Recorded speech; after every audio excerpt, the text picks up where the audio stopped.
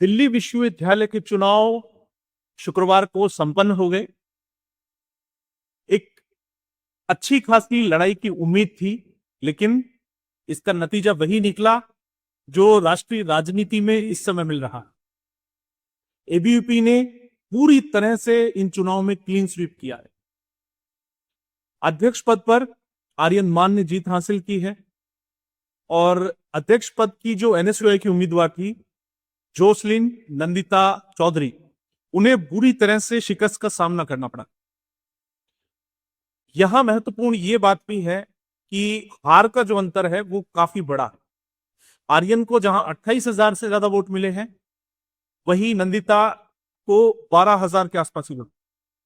हार का अंतर 16,000 से अधिक वोट होता है।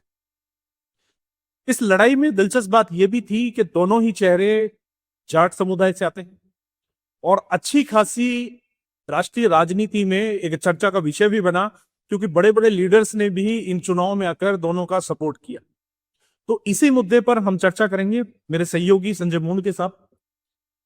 और आश्चर्य की बात यह भी है कि संजय भी एक जाटी है, तो ये चर्चा बेहद रोचक रहने वाली है। संजय, किस रूप में देखते हैं दिल्ली विश्वविद्यालय के इन चुनाव परिणामों को आप? सर, सबसे पहले मैं आप सभी का आदर सत्कार करता हूँ। छात्र संघ चुनाव देश के अंदर सबसे पहली राजनीति की वो सीढ़ी होती है जहां से प्रत्यक्ष रूप से नेता चुने जाते हैं। दिल्ली विश्वविद्यालय का चुनाव इसलिए भी खास हो जाता है क्योंकि दिल्ली में संपूर्ण देश भर के छात्र पढ़ने आते हैं। विभिन्न बोर्डों के टॉपर छात्र छात्राएं वो दिल्ली आते हैं, दिल्ली विश्वविद्यालय में एडमिशन लेते हैं। इसका मतलब उन छात्रों का देश के अन्य हिस्सों के छात्रों से बौद्धिक स्तर थोड़ा ज्यादा होता है। अच्छे प्रोफेसर पढ़ाते हैं, अच्छा इंफ्रास्ट्रक्चर है और बहुत ही बेहतरीन पढ़ाई का माहौल है। इसी बीच जब छात्र संघ चुनाव होते हैं, वहां से तो छात्रों की या नेताओं की जो नई फौज तैयार होती है, उसके लिए छात्र संघ चुनाव महत्वपूर्ण हो जाती है। इस बार का जैसे अपन छात्र संघ चुनाव देखें, इसमें एबीवीपी और एनएसयूआई, जेएनयू के अंदर अगर आप देखेंगे तो एसएफआई और एबीवीपी के बीच में टकराव चलता है। वहीं दिल्ली विश्वविद्यालय के अंदर अगर आपको देखना हो तो एनएसयूआई और एबीवीपी के बीच में लड़ाई चलती है। अब इस बार का जो चुनाव था ये इसलिए रोचक हो गया क्योंकि इसके अंदर जैसे हम राजस्थान की बात करें तो राजस्थान के काफी नेता इसके अंदर इन्वॉल्व थे। एबीवीपी के आर्यन मान ने जो जीत दर्ज करी, वो जैसे आपने अभी बताया कि जोसलिन चौधरी ने जितने वोट अर्जित किए उनसे ज्यादा उनका जीत का अंतर रहा। तो ये उस बात में एक मुहर लगाता है कि कांग्रेस पार्टी ने जो वोट चोरी का कल जो चिपू का कल भी छेड़ा इन्होंने वोटिंग के दौरान भी, तो उसको ध्वस्त करते हुए आर्यन मान ने एकतरफा जीत दर्ज करी। और इसके ऊपर मेरा सबसे बड़ा रूप यही है कि राजस्थान से मेरे कई साथी गए हुए थे, एनएसयूआई के भी कई लोग थे, एबीवीपी के कई लोग थे। एनएसयूआई के छात्रों की बात करें या कार्यकर्ताओं की बात करें, नेताओं की बात करें, तो ये सारे के सारे रैलियों की फोटो डाल रहे थे, वीडियो डाल रहे थे, माहौल बना रहे थे, गाड़ियों में घूमना, नारे लगाना, पर्चे उछालना। वही एबीवीपी के जो मेरे साथी वहां मौजूद थे, उनको जैसे मैंने देखा तो वो कक्षाओं में जा जाकर प्रचार कर रहे थे। चाहे किसी कक्षा में 5 छात्र हो, चाहे 50 छात्र हो, एबीवीपी के कर्मठ कार्यकर्ता हर कक्षा में जा रहे थे, अपने जो उनका वो एजेंडा था, जो विजन था, उसकी बात रख रहे थे और उसके ऊपर वो वोट मांगते थे। वो महंगी गाड़ियों का काफिला या नेशनल लीडर्स दिखाकर वोट नहीं मांग रहे थे। आपको एक बात बता दूं, जैसा आपने कहा कि राजस्थान से भी काफी नेता प्रचार करने गए। एबीवीपी के लिए जो प्रचार करने गए उनमें हमारे यहाँ के कृषि मंत्री श्री किरोड़ीलाल मीणा जी गए थे, साथ ही में पूर्व प्रदेश अध्यक्ष और इस समय हरियाणा प्रभारी सतीश पूनिया जी गए थे। लेकिन ये दोनों कैंपस समय में नहीं गए जिस समय कक्षाएं चलती हैं, ये गए शाम को। वहां एबीवीपी ने कार्यक्रम रखवाया, मानवेंद्र सिंह जसोल भी वहां मौजूद थे, ये सभी वहां रहे। इन्होंने अपना उद्बोधन दिया और इन्होंने वहां उस छात्र संघ की जो चीज होती है, छात्र संघ का जो विजन होता है, वो सारी बातें कही और अंत में अपने प्रत्याशी की जीत के लिए कही। वही इससे इतर जो कांग्रेस के नेता गए, सचिन पायलट वहां पहुंचे, उनके साथ ही हरियाणा से दीपेंद्र हुड्डा भी आए और भी एनएसयूआई के चलो नेता तो रहते ही है, युवा कांग्रेस के भी कई नेता गए, यहाँ के विधायक भी गए जो सचिन पायलट के साथ रहते हैं। लेकिन ये दिन में गए और ये रैलियां करके आए, ये विश्वविद्यालय के अंदर रैली करके आए और ये इनकी सबसे बड़ी दुर्गति है, ये हार है। आपको सबसे पहले तो छात्रों के बीच प्रचार करने नहीं जाना था दिन में। आप शाम को कोई ऐसा कार्यक्रम रखवाते जहां संवाद होता जहाँ दोनों तरफ के लोग भी आ सकते थे, वैसा कोई आप लोग संवाद रखवा सकते थे। लेकिन आप दिन में दे बहन की गाड़ियों में बैठकर आपने कैंडिडेट को साथ में रख रखा है। और वैसे जैसे अगर मैं बता दूं आपको, एक महीने पहले ही 18 अगस्त को, जिस दिन ये चुनाव का जब पारा बना था, उसी दिन ये तय हो गया था कि आर्यन मान की जीत तय है, एबीवीपी की जीत तय है, क्योंकि संगठन आपको पता है वो बहुत सोफिस्टिकेटेड वे में प्रचार करता है, सोफिस्टिकेटेड वे में काम करता है। तो ये जो आज जो जन विकल्प कर रहा है, वो हम सब के लिए खुशी का विषय है कि राष्ट्रवाद की जो विचारधारा थी, उसने देश तोड़ने वाली जो जेंसी ने आज जो जवाब दिया राहुल गांधी को, वो मैं मानता हूँ कि ये बहुत बढ़िया। तो वो जेंसी उन्होंने कल एक प्रकट किया था, तो ये बहुत बढ़िया करारा तमाचा आज एनएसआई और कांग्रेस के मुंह पर पड़ा, और मैं इससे बहुत ज्यादा खुश हूं, आनंदित हूँ। संजय, जैसा कि ये देश की राष्ट्रीय राजधानी में ही चुनाव हुए और दोनों ही दलों से, बीजेपी हो या कांग्रेस, कई बड़े लीडर्स वहां पहुंचे प्रचार के लिए। और इसमें एक फैक्टर और देखता हूं मैं कि जिस प्रकार से कांग्रेस की सोशल मीडिया टीम काफी माहौल बनाती है सोशल मीडिया पर, और जिस प्रकार बीजेपी धरातल पर काम करती है, तो इसी की परिपाटी पिछले 3 लोकसभा चुनाव से हम देखते आ रहे हैं कि सोशल मीडिया पर हल्ला मचाती है कांग्रेस, लेकिन जमीन पर जीतती है बीजेपी। और इन चुनावों में भी ऐसा हुआ, हमने देखा, हमने बात भी की थी इस सिलसिले में कि जोसलिन चौधरी सोशल मीडिया पर काफी एक्टिव हैं और ऐसा लग रहा है कि उनका पलड़ा भारी रहेगा। लेकिन आज जब ये नतीजे आए हैं तो धरातल पर तस्वीर पूरी तरह से अलग नजर आई। तो क्या लगता है आपको, राष्ट्रीय राजनीति में कल जो अभी जिक्र भी हुआ हमारे बीच कि कल जो राहुल गांधी ने युवाओं से अपील की, खासकर जेंजी से, जैसी स्थिति हुई नेपाल में माहौल भड़काने की, वैसे ही उन्होंने स्थिति यहां चाही। तो आपको क्या लगता है कि वर्तमान परिप्रेक्ष्य में युवाओं ने जो ये जवाब दिया है, राष्ट्रीय राजनीति में आज के परिप्रेक्ष्य में किस हिसाब से बैठता है?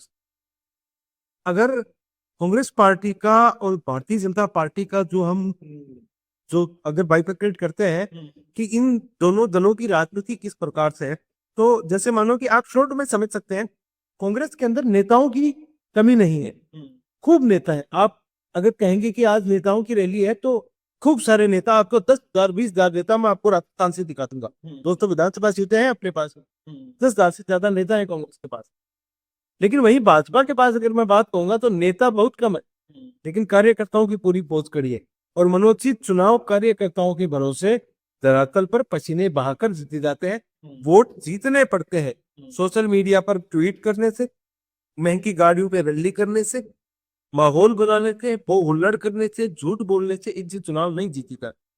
बात करें राहुल गांधी के जेंजी वाले ट्वीट की, इस समय वो बहुत ज्यादा दुख में है, मेरी पूरी संवेदनाएं हैं उनके साथ, क्योंकि राहुल गांधी 2004 में सांसद बने, वो मंत्री भी रहे, उसके बाद वो कुछ खास कर नहीं पाए। मनमोहन सिंह के समय उन्होंने एक कानून की प्रति फाड़ित की, अगर आपको याद हो। 14 के बाद से वो विपक्ष में है। कल परसों मैंने एक लेख भी देखा जिसमें यह था कि राहुल गांधी को इसलिए लगता है क्योंकि उनके नाना जी देश के प्रधानमंत्री रहे, नेहरू जी उस समय 17 साल तक प्रधानमंत्री रहे देश के।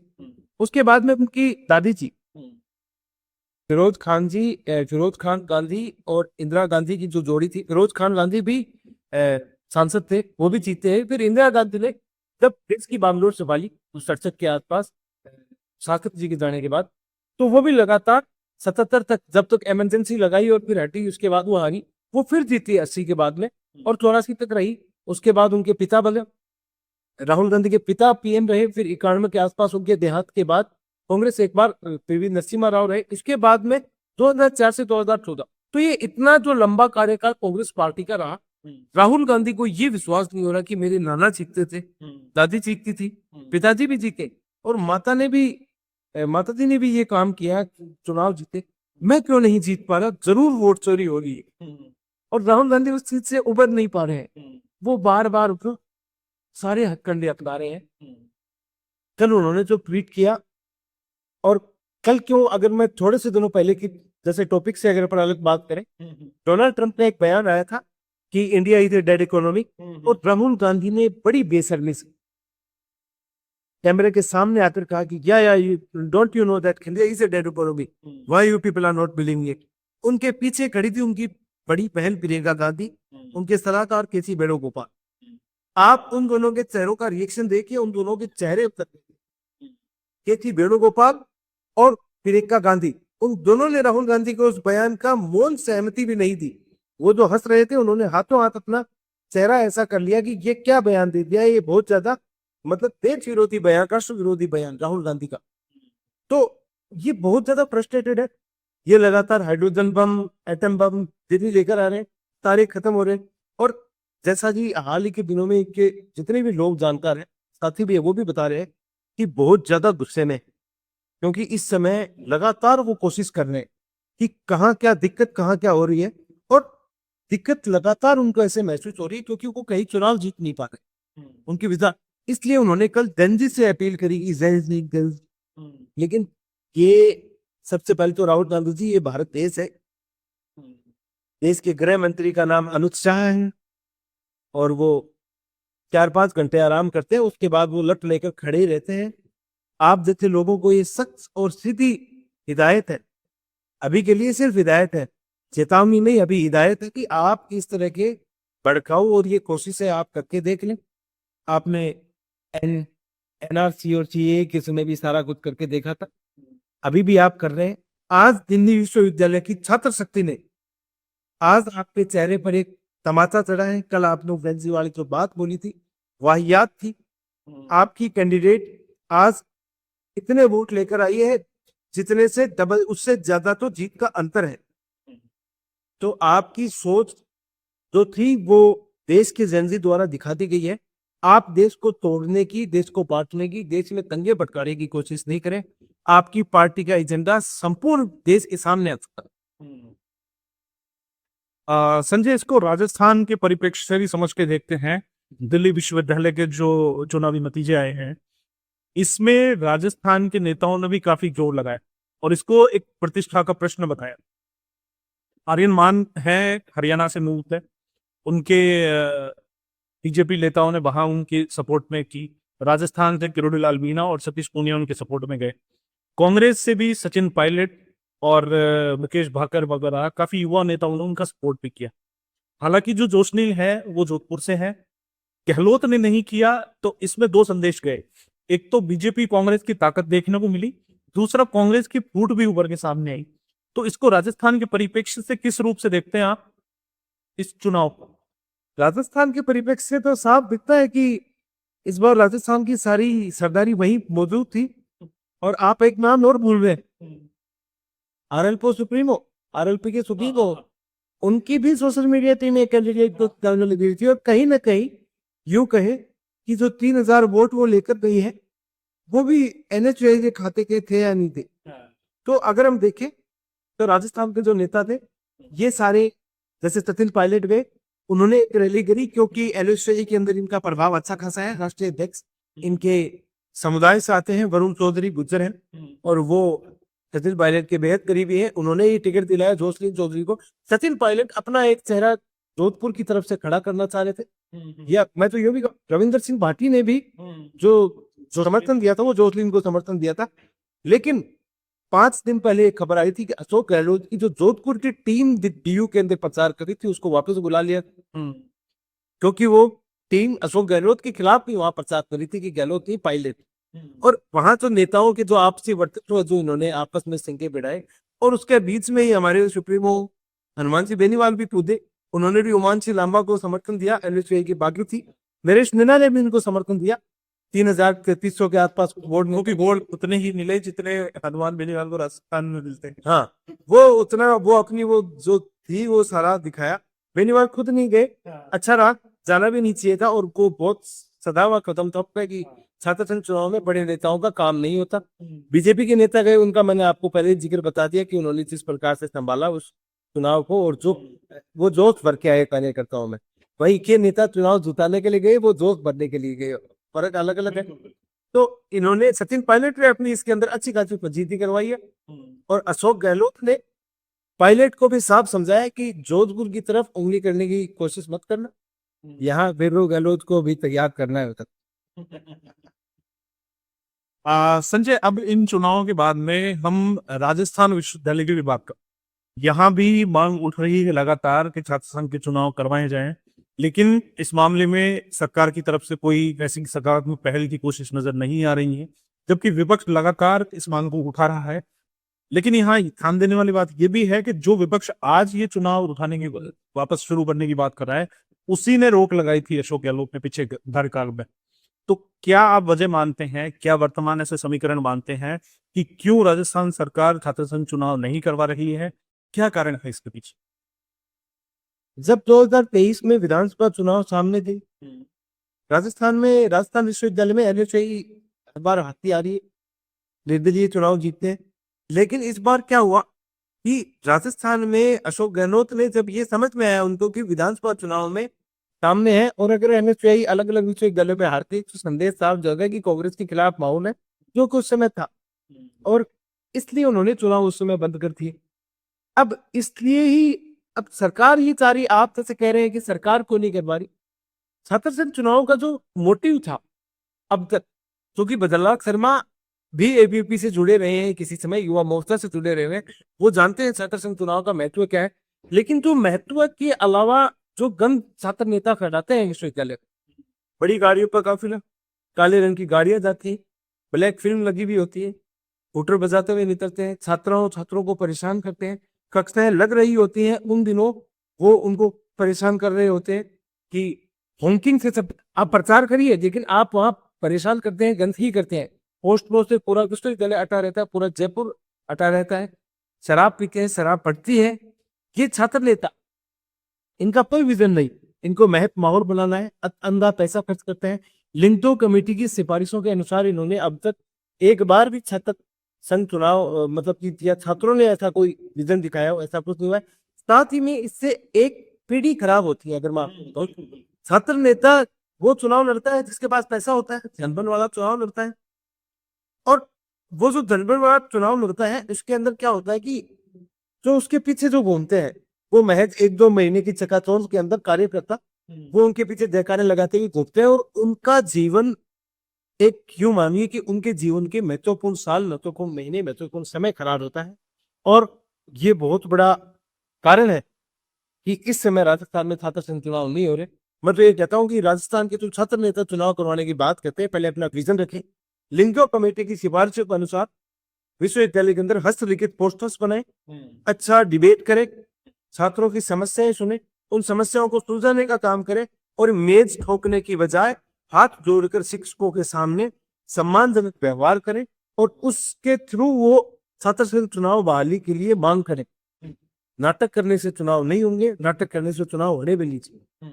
और उन कार्यकर्ताओं का भी ख्याल हो जो उनके पीछे घूमते हैं, क्योंकि उन छात्रों का महत्वपूर्ण समय ये छात्र नेता खराब करते हैं, उनको बिगाड़ते हैं, नशे की प्रवृत्ति बढ़ाते हैं। ये बहुत बड़ी इनकी गलती है, इसलिए ये चुनाव राजस्थान में नहीं हो रहे, और मैं इसको बहुत अच्छा मानता।